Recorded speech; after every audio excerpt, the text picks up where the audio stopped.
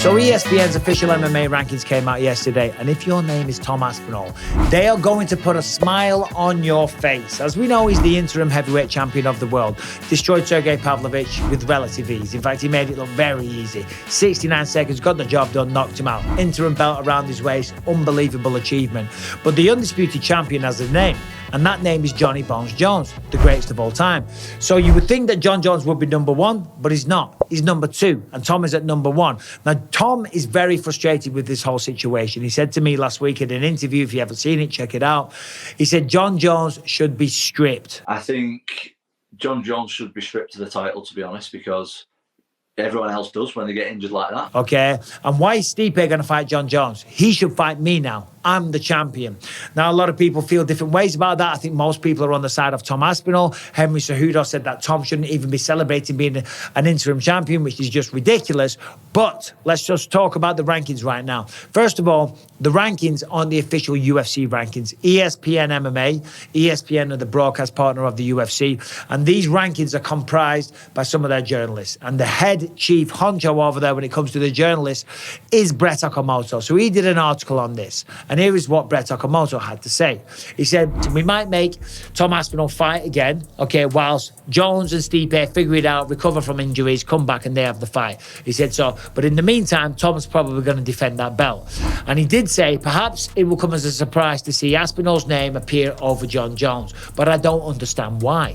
Jones has one win at heavyweight in his career and just one win in total in the last 3 years. Okay, and by the time Jones comes back next year, that's going to be very close to 4 years. One fight in the last 4 years and one fight throughout his entire career at heavyweight. Okay, so Brett went on to say, obviously, had Jones chosen to be active at heavyweight, we all believe that he would be at number one. Maybe, but he hasn't. While Aspinall has dominated all heavyweight competition he has faced, apart from the 15-second injury loss to Curtis Blades, Tom Aspinall's resume is head and shoulders above Jon Jones at heavyweight.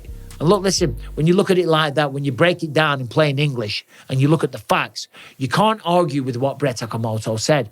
Jones is phenomenal, no doubt about that. Took Ciryl Gane out in spectacular style. But as Brett said, one win at heavyweight in his entire career. Tom's blasting through everyone. Tom's making it look easy. And Tom's going to be active, okay? But who's he going to fight against? He wants to fight Stipe. That isn't going to happen. Stipe's going to wait for Jones. Jones wants to fight Stipe. The UFC wants to make that fight. It's a legacy fight. Tom doesn't agree. Tom's annoyed, and I understand his perspective, but that's the situation. Simple as that. So he's going to fight in the meantime. So who's it going to be? Well, if we look at the rankings, there he is, number one, Tom Aspinall. I mean, that's a cause for celebration if you're Tom. That is something to smile about, something to be very, very proud about, okay? Certainly when you look at number two, and that's Jon Jones. I mean, unbelievable. He's ranked ahead of Jon Jones right now. Number three, Sergei Pavlovich. He just wiped him out. We know that. Number four, Ciryl Gane. Number five, Curtis Blades. Potential rematch opportunity for Tom there. 6, Volkov. Tom wiped the floor with him. 7's tied to Avasa.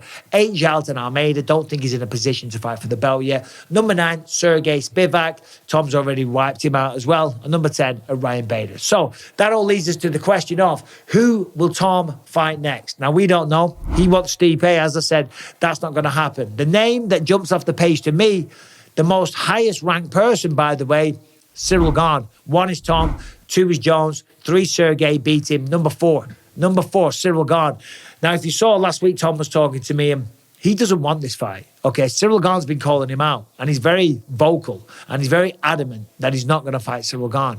And it's not because he's ducking him. It's not because he's scared of him or something like that. It's because he called out Ciryl Gane before. I'm going to go to Paris. I'm going to be sat front row. Ciryl Gane against Sergei Spivak. I'm going to beat the winner, and then I'm going to beat Jon Jones. And Ciryl wasn't interested. He said he only wants to fight ahead of himself. He wants to fight towards becoming a champion again. But now Tom's the interim champ. Ciryl wants to fight him. And I understand Tom doesn't want it to be like Cyryl's just calling the shots and Tom has to dance to Cyryl's tune. But this is the situation. Highest ranked opportunity available for him.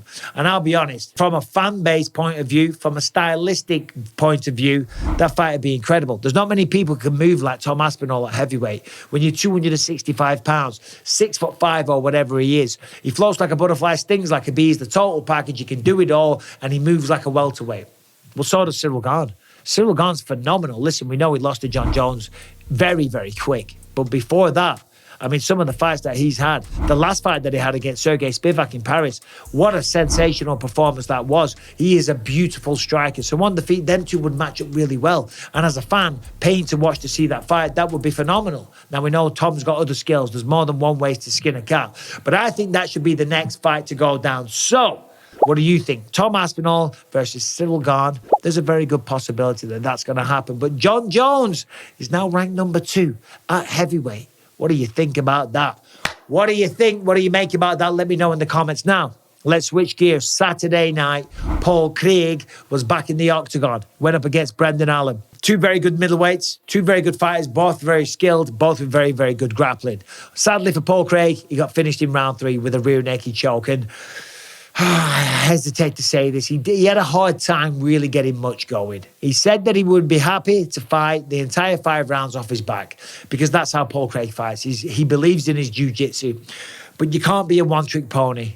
In the sport of mixed martial arts, you've got to be well-rounded. And Brendan Allen is beautiful striking, good wrestling, good positional awareness, and fantastic jiu-jitsu. Now, in the first round, Paul Craig was on his back. Then he got what's called the lockdown. You use both your legs and you tie up one of your opponent's legs. That stops them progressing to side. It stops them taking mount. And you can actually use the lockdown to set up a lot of sweeps, submissions, etc., etc. But he used the lockdown. And then from underneath, he reached over like this, and he grabbed Brendan Allen's leg, came very, very close to a calf slicer. And that would have been an incredible finish had he got it, okay? But he didn't. And then from there, Brendan Allen slowly but surely started to take over. When he got top position, he was very effective on top. He landed some good elbows. He opened up some cuts. And as I said, in round 3, Paul went for a takedown. Brendan Allen went for the guillotine, transitioned to the back, took the back, got the neck, and got the choke. So commiserations to Paul. You'll be back, buddy. Brendan Allen's one of the top guys. Brendan Allen's doing phenomenal things. He's now on a 6-fight win streak, and 5 of them coming by finish. Unbelievable. 5 submissions, rear naked choke. 5 rear naked chokes with 1 decision to Jacob Malkoon.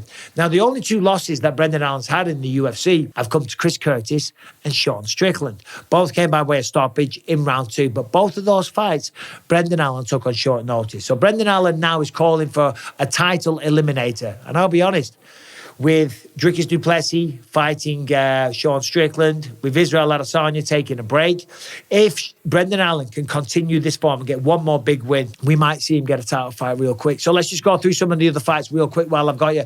Michael Morales defeated Jake Matthews. Michael Morales fighting out of Ecuador. Got the job done via decision.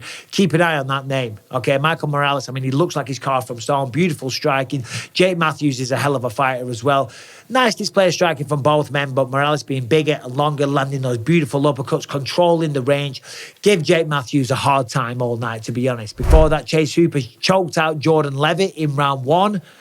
Paddy the Baddy might be looking at that. That might give him a bit of concern because Paddy beat Jordan Levitt, but it took him to the second round. Chase Hooper finished him 2 minutes 58 in round 1. Before that, we had Amanda Ribas taking on Luana Pinheiro. If you saw that fight, what a performance from Amanda Ribas. I mean, in round 3, turned on the pressure, stepped on the gas, landed a lot of big shots. Beautiful spinning wheel kick, lands flush, continues the onslaught, puts it down, and that was it. That was all she wrote. And then the main card started with, I can't even say his name, Miktibek Orolbai. He beat Uros Medic via neck crank. So there it is. There's a quick roundup. Paul Craig, commiserations, brother. He will be back. He will be back December 16th. Okay, December 14th, Tales from the Octagon 2. I'll be joined by Tom Aspinall, Paul Craig on stage. December 14th at the Indigo in London at the O2. December 16th, the Apollo Theatre in Manchester. I'll be coming out. I'll be telling you some stories, some anecdotes. I'll be taking the piss out of all the fighters in the UFC, talking about all the big stories that went down this year. Then Tom will come out, Paul will come out. We'll ask some questions in the crowd. We're going to do a Q&A. We're going to do a meet and greet. We're going to have some drinks. We're going to get a little bit silly. myticket.co.uk. But still, the big news is, to me, Tom Aspinall is now sitting atop of the rankings. He's the interim champion of the world, but he's ranked by ESPN as the #1 guy. Jon Jones is at 2. What do you think about that? Let me know in the comment section. Subscribe and ring the bell. I'll see you soon.